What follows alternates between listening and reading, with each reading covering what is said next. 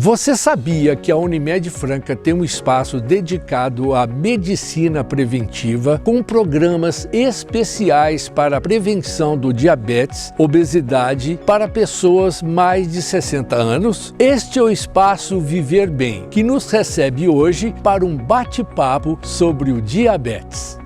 Meu nome é Fausto Puglia e hoje começamos um novo projeto da Unimed Franca no YouTube, o Viver Bem 60+. Mensalmente traremos conteúdos voltados para quem, como eu, tem mais de 60 anos. Hoje falaremos com o Dr. Júlio César Lucas, endocrinologista e metabologista, sobre um desses assuntos, o diabetes.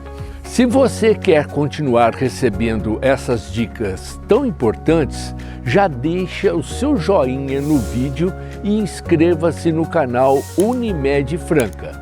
Vamos lá?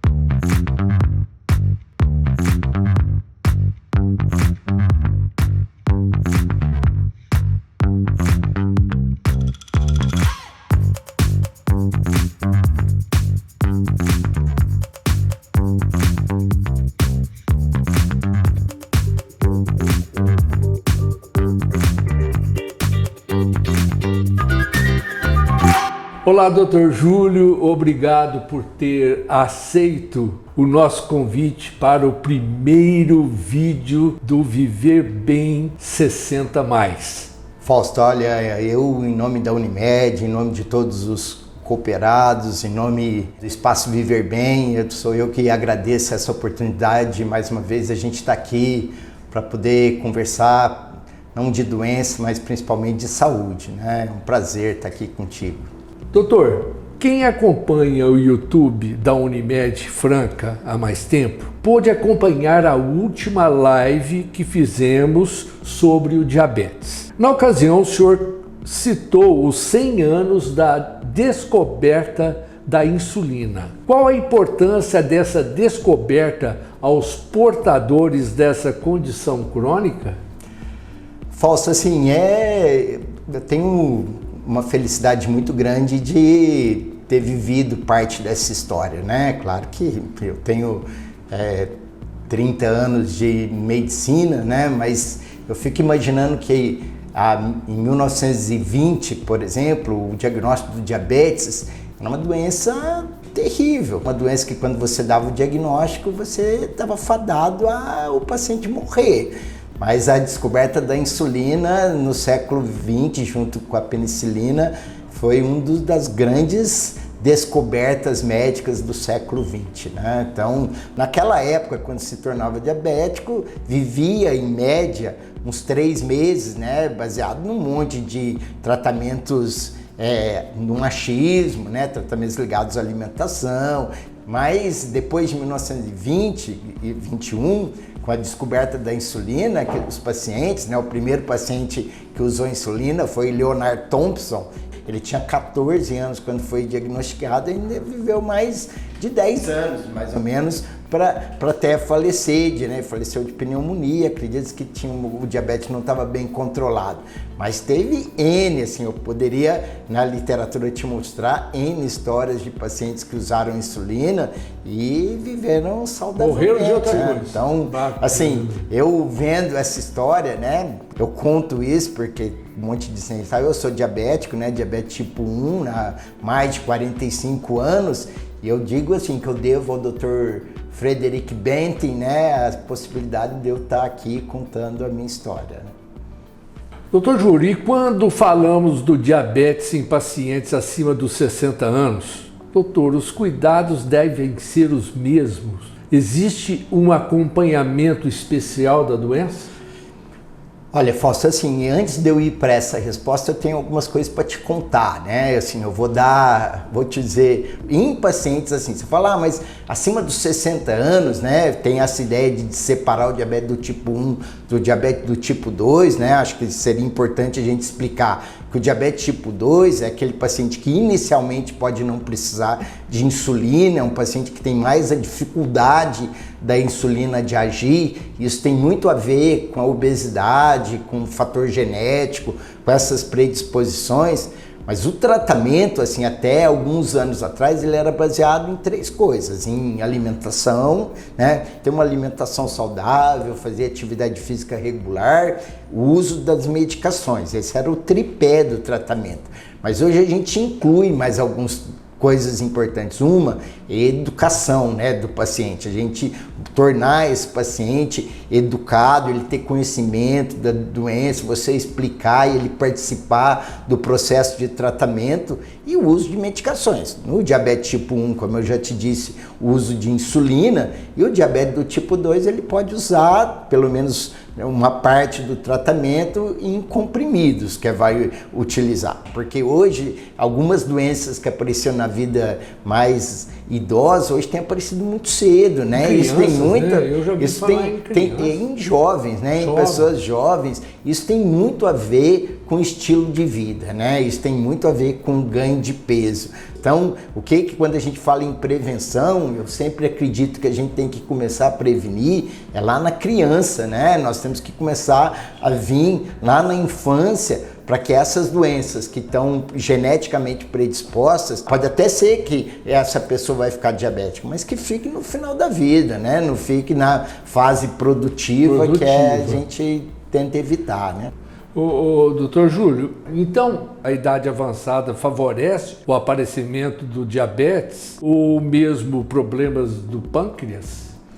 Então, assim, a ideia é que o pâncreas ele está com dificuldade de agir, ele inicia mesmo com as células que produzem insulina, elas vão diminuindo, né, a produção. No diabetes tipo 1, as células são gradativamente perdidas, elas não conseguem produzir mais insulina. No diabetes do tipo 2, né, ele não é que ele só diminui a capacidade, ele tem uma dificuldade do organismo, existe uma resistência à ação do hormônio. Então, no diabetes tipo 2, não só existe uma perda da capacidade, mas existe uma dificuldade do hormônio de agir. E aí, ele perdendo peso, essa dificuldade do hormônio de agir diminui esse risco e você consegue manter o metabolismo melhor desse controle, né? Bacana, bacana. E está muito difundido aí nas redes sociais a chamada diabetes emocional. Ela realmente existe? Os casos de depressão em pessoas com mais de 60 influem também no diabetes? Olha, Fausto, assim, a gente prefere ver essa história, não é que a relação tem com a emoção, né? Lá no livro está dizendo que situações de estresse podem aumentar a glicemia. Para a medicina, o estresse não é estresse de nervoso, é o estresse cirúrgico, é o estresse de uma doença, é o estresse de estar lá na UTI. Claro que situações de emoção, situações que o paciente passa por situações difíceis, isso causa alterações no metabolismo. Mas não é que a pessoa ficou diabética por aquela situação. Aquilo só foi o que empurrou, né? Aquilo só foi o que lhe abriu um pouco mais a porta e a situação ela ocorreu. O estresse que a pessoa passa, ela produz hormônios que dificultam o metabolismo da glicose e isso pode fazer com que a glicemia aumente. Agora, a glicemia não aumentou numa pessoa que era saudável, porque o organismo ele tem como agir nessa situação. Ela aumentou naquele paciente que está geneticamente predisposto. Né? Realmente.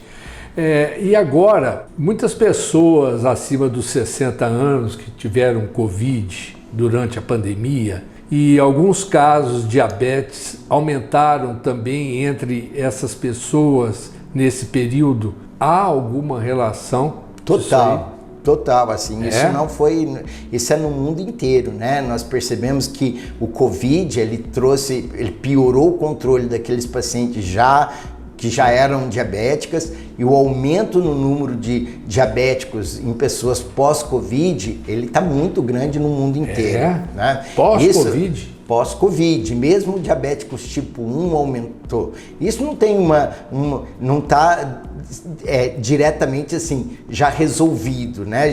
Porque é uma patologia nova, tem 2 anos que vem aí, mas acredita-se que tem muito a ver com a resistência insulínica, com a alteração de destruição da célula beta em produção de insulina. Então é verdade, né? Depois do Covid nós tivemos um maior número de diabéticos na população mundialmente, né? Isso não é só no Brasil, não é só aqui na nossa cidade, isso é no mundo todo. Eu perguntei mais de 60, mas depois nós fomos ver que diabéticos tipo 1 também, pessoas jovens, né? Teve aumento no número de diabetes. Então acha-se que o organismo ele teve alterações imunológicas, ele acabou destruindo a célula beta e fez com que aumentasse o número de... Assim, claro que isso é uma explicação simplória que eu estou te dando, né? Mas que aumentou o número de diabéticos no mundo, tanto diabetes tipo 1 quanto tipo 2, isso é conhecido, né?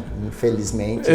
O Covid trouxe mais problemas do que a gente imaginava que não era só pulmonar, né? Então, o Covid é uma doença que, infelizmente, ela é uma doença multissistêmica, né? Que trouxe várias complicações em todos os órgãos do nosso organismo, né? E os órgãos endócrinos não ficaram de fora, né?